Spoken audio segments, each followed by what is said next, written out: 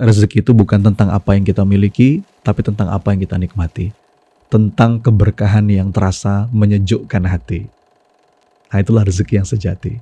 Persoalan rezeki itu bukan persoalan banyak atau sedikit, tapi ini persoalan lapang atau sempit. Karena banyak itu nggak sama dengan lapang. Kita bisa punya banyak, kita boleh punya banyak, tapi perkara kelapangan ini adalah perkara kualitas. Kan ada banyak ya kisah orang-orang yang udah bekerja siang dan malam, menghimpun uang, ngumpulin uang, sampai mungkin tercatat rapih di saldo rekeningnya miliaran, triliunan rupiah.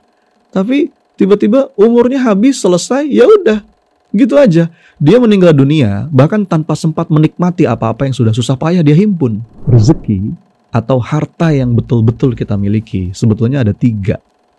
Yang pertama, apa-apa yang kita makan sampai habis, apa-apa yang kita pakai sampai usang, dan apa-apa yang kita sedekahkan.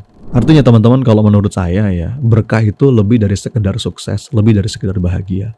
Berkah itu puncak pencapaian. Nikmatnya tetap melekat, nggak hilang. Di dunia terasa, di akhirat juga punya nilai. Inner Game. Bismillahirrahmanirrahim. Assalamualaikum warahmatullahi wabarakatuh. Teman-teman sekalian, welcome back. Selamat datang kembali dalam seri video Inner Game. Ini adalah sebuah tema besar yang mengupas tentang ruang dalam diri. Bagaimana kita berlatih, belajar untuk menata pikiran, mengasah kolbu, mengolah perasaan, agar jadi manusia yang terus lebih baik, bertumbuh dengan penuh kedamaian, sejahtera lahir batin, bahagia dunia akhirat, insya Allah. Dan teman-teman, sepertinya menarik, di video kali ini kita akan membahas tentang rezeki. Bagaimana kita menata batin supaya tenang dan tentram dalam urusan rezeki. Karena ketika hati kita tenang, itu akan berpengaruh pada action yang kita lakukan. Begitu kita punya good feeling, nanti efeknya great action, dan hasilnya bahkan bisa eksponensial. Good feeling, great action, exponential result. Nah, itu yang kita harapkan. Memang kata kuncinya dimulai dari good feeling dulu nih.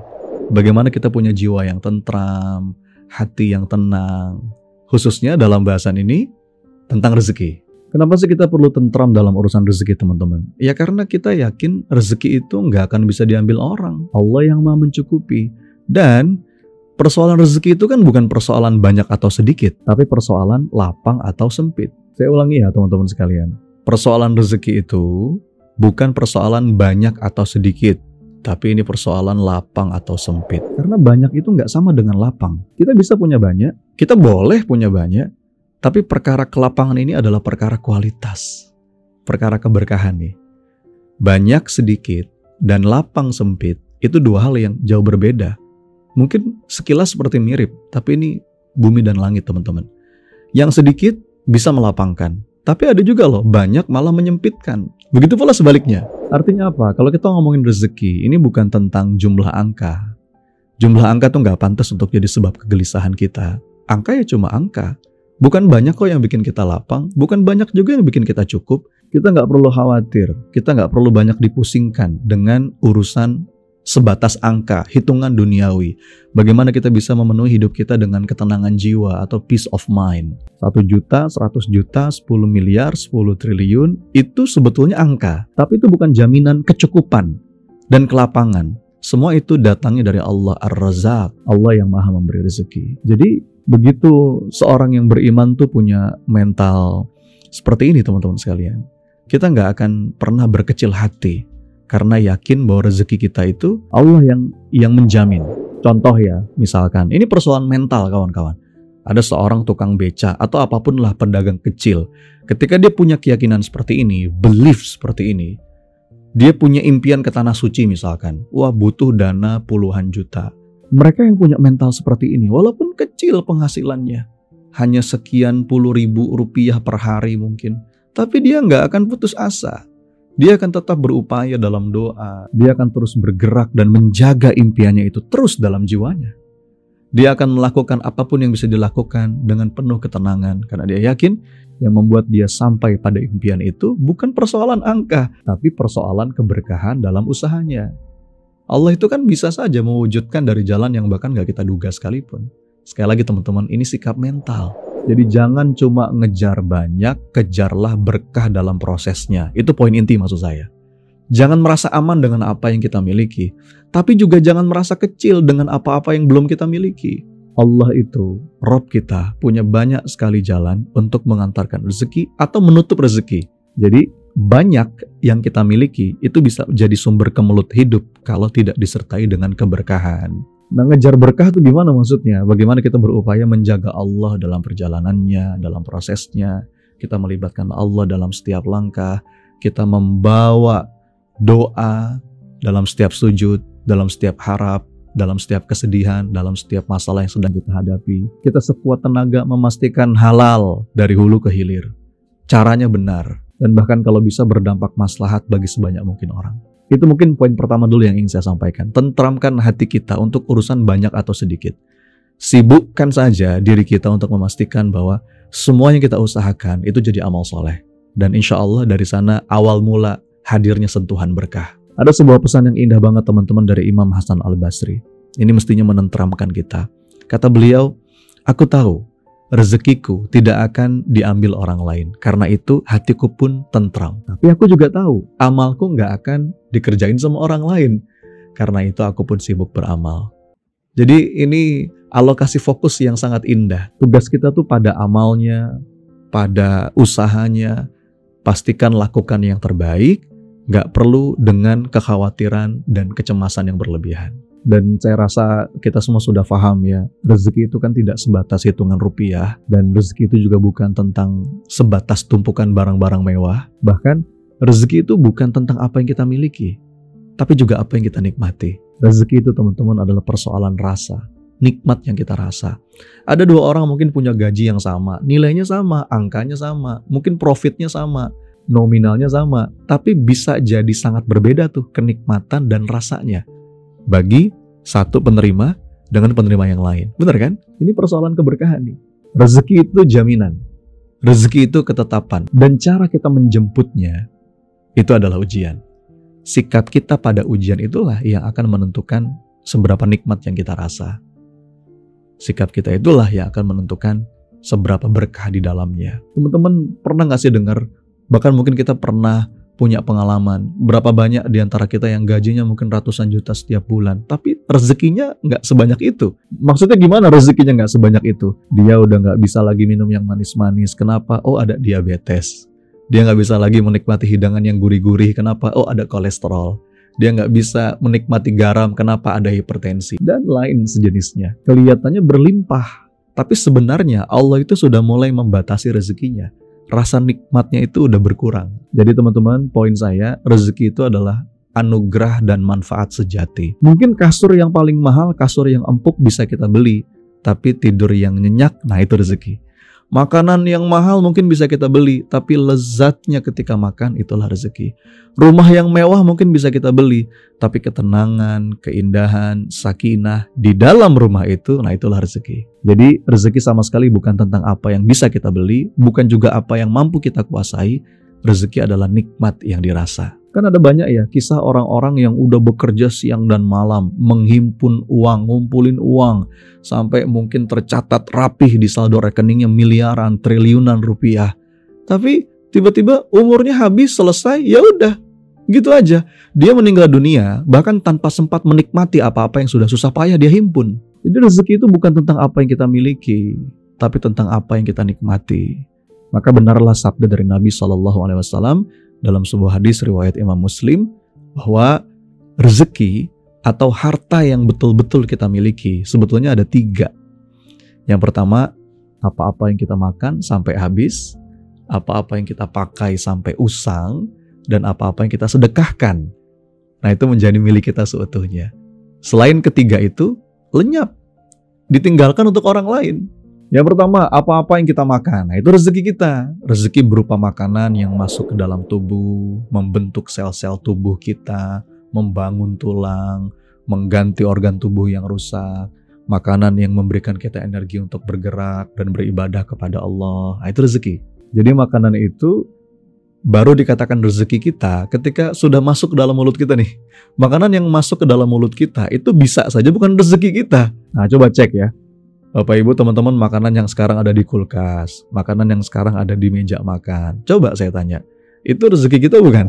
Jawabannya belum tentu. Siapa tahu jatuh dimakan kucing, rezeki kucing tuh. Jatuh dimakan semut, rezeki semut tuh. Jadi apa-apa yang sudah masuk ke dalam tubuh, nah itu rezeki kita. Yang kedua adalah apa-apa yang kita pakai. Itu rezeki kita. Kita bisa aja punya 10 lemari, ya, isinya ratusan pakaian, modelnya macam-macam. Apalagi punya sepatu ratusan pasang, punya tas beragam merek atau barang-barang yang lain. Tapi rezeki kita apa sih? Apa yang kita pakai sampai akhirnya jadi usang. Kan banyak ya kisah di antara kita yang mungkin secara status kepemilikan dia nggak punya barang, tapi dia bisa pakai barang itu dan menikmati barang itu. Itu rezeki. Nah, sebaliknya, betapa banyak di antara kita yang bisa membeli banyak hal, tapi sejatinya dia nggak pernah menikmati. Dia bahkan nggak pernah pakai barang yang mampu dia beli itu. Nah, ini perlu kita perhatikan teman-teman sekalian. Dan yang ketiga adalah apa-apa yang kita sedekahkan. Nah, inilah yang akan jadi abadi dan akan menjadi milik kita secara utuh. Yang akan membawa berkah dan mengantarkan semuanya menjadi nikmat rasa. Sekali lagi teman-teman sekalian, rezeki itu bukan tentang apa yang kita miliki, tapi tentang apa yang kita nikmati. Tentang keberkahan yang terasa menyejukkan hati. Nah, itulah rezeki yang sejati. Masalahnya teman-teman sekalian, hari ini yang sedang hilang itu adalah keberkahan. Rezekinya ada, tapi berkahnya yang mungkin hilang. Kita udah kerja keras, pergi dari rumah, gelap, belum terbit tuh matahari. Nanti pulang ke rumah, udah gelap juga, udah gak kelihatan matahari. Yang dibawa ke rumah kayaknya gak kecil juga, gede tuh yang masuk saldo rekening kita. Tapi kenapa ya, kok berasanya kurang terus, gak pernah cukup. Ada aja hal-hal yang selalu hadir yang dirasa sebagai kebutuhan, keinginan. Apalagi daftar hutang yang juga seakan gak pernah berkurang. Cicilan demi cicilan itu merenggut ketenangan. Nah, itu jangan-jangan berkahnya yang hilang. Belum lagi kalau kita ngomongin keberkahan waktu. Kayaknya sedikit banget waktu yang bisa kita alokasikan bersama keluarga. Walaupun cuma sekedar ngobrol dari hati ke hati gitu ya, sama anak, sama pasangan. Semuanya sibuk. Anak, istri, suami larut dalam kesibukannya masing-masing. Apalagi kalau kita ngomongin waktu untuk Allah. Gak pernah sempat baca Quran. Gak pernah sempat untuk datang ke majelis ilmu. Sibuk, gak sempat. Gak ada waktu. Bahkan sekedar untuk memenuhi panggilan sholat aja kayaknya, waduh, gak ada waktu gitu ya. Na'udzubillah. Boleh jadi teman-teman sekalian, ini berkahnya hilang nih. Semua terasa seakan-akan terburu-buru. Berangkat kerja, buru-buru. Pulang kerja, buru-buru. Apalagi, makan siang, buru-buru. Di lampu merah, buru-buru. Bahkan berdoa, sholat juga buru-buru. Ya Allah.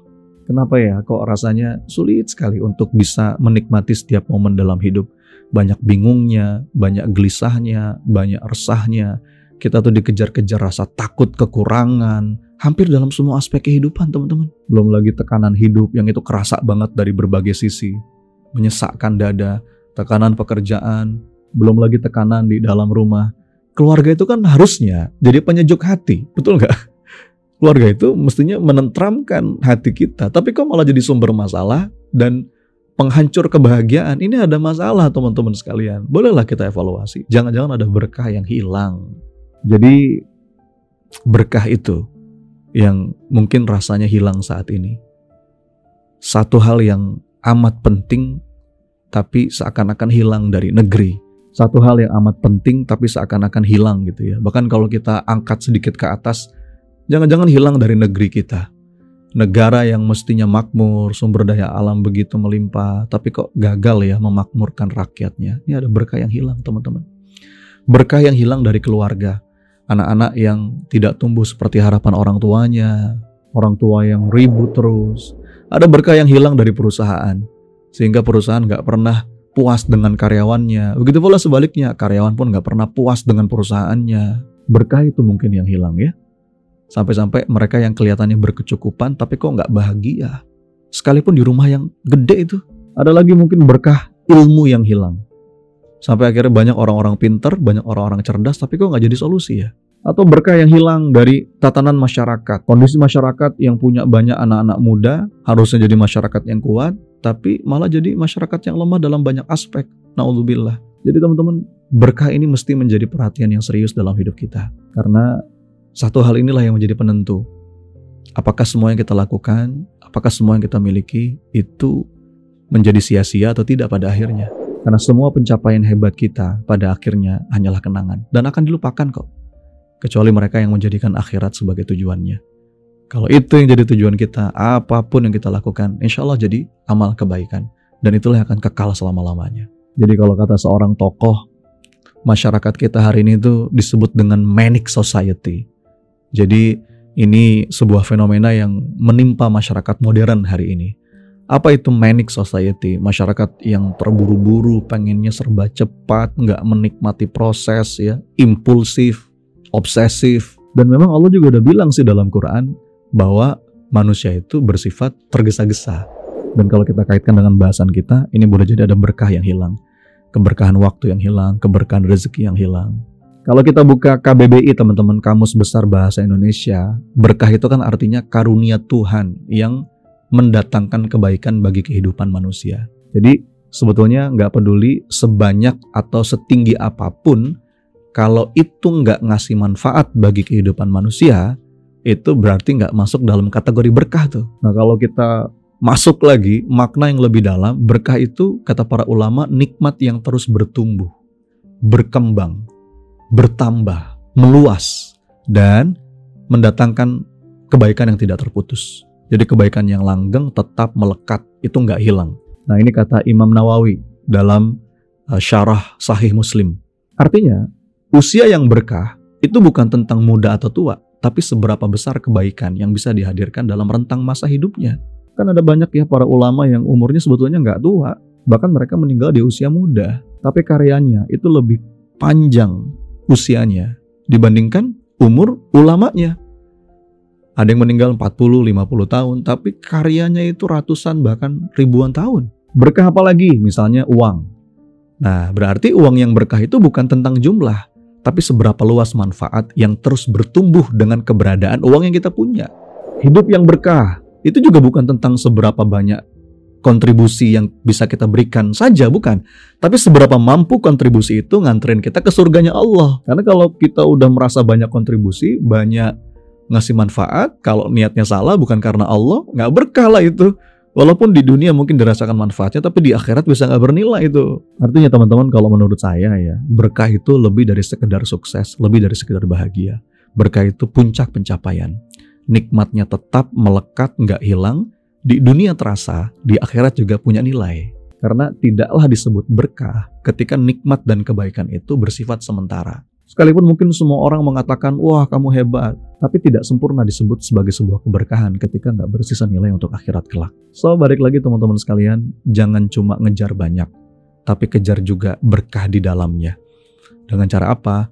Menjaga ketaatan kepada Allah dalam perjalanannya, menjadikan akhirat sebagai tujuan kita, dunia ini jembatan aja.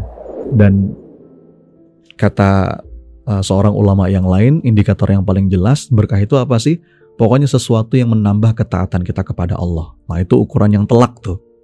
Jadi kalau ada pertanyaan, coach atau ustadz, apa yang saya lakukan berkah nggak sih? Dicek aja. Sesuatu itu nambah ketaatan kita nggak kepada Allah. Kalau itu nambah ketaatan kita kepada Allah, maka boleh kita katakan ada keberkahan di dalamnya.